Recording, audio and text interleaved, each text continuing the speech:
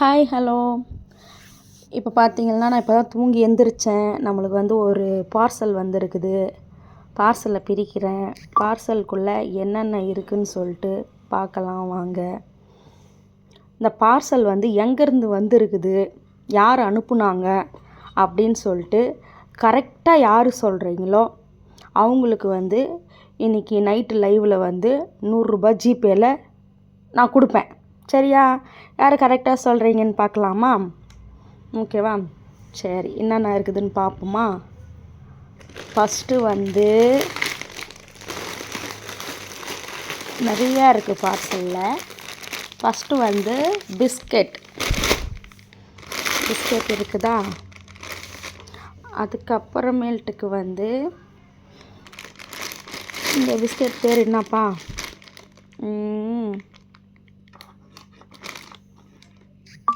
என்னவோ சரி விடுங்க. இது வந்து நூடுல்ஸ், இது தெரியும், இப்பி நூடுல்ஸு. அதுக்கப்புறமேட்டுக்கு வந்து என்னது எள்ளு பர்பி. அப்புறமேட்டுக்கு வந்து யூனிபிக் பிஸ்கெட் வந்து ஒரு 6 பேக்கெட் இருக்குது. 6 பேக்கெட் யூனிபிக் பிஸ்கெட்டு. அதுக்கப்புறம் பார்த்திங்கன்னா நம்மளோடது உமன்ஸ் ப்ளஸ்ஸு, நம்மளுக்கு எப்போவுமே இடுப்பு நோவுதில்ல அதுக்கு.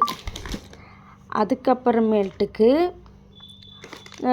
இது எல்லாமே பார்த்திங்கன்னா பர்பி தான், கடலை பர்பி. இது எல்லாமே கடலை பர்பி.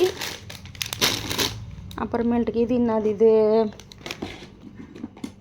Healthy mix neutral.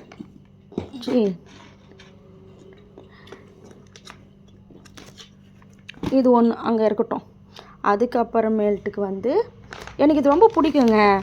ஆக்சுவலாக வந்து கலந்து குடிக்கிற ப்ரூ காஃபி தூளை விட இந்த கொதிக்க வச்சு குடிக்கிற ப்ரூ காஃபி தூளுக்கு மனம் அதிகமாக இருக்கும்.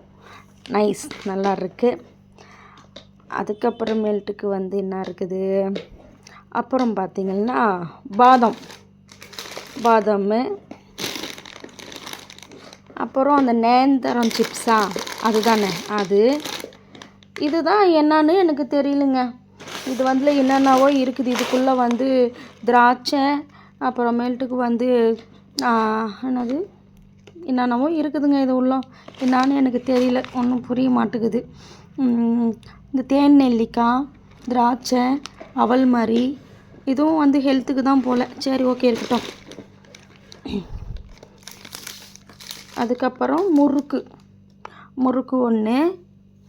அதுக்கப்புறம் பார்த்திங்கன்னா இது பேரிச்சம்பழம் ஒன்று. அப்புறம் பார்த்திங்கன்னா இதுவும் என்னன்னு தெரியல, உமன் ஃபவர்னு போட்டுக்குது.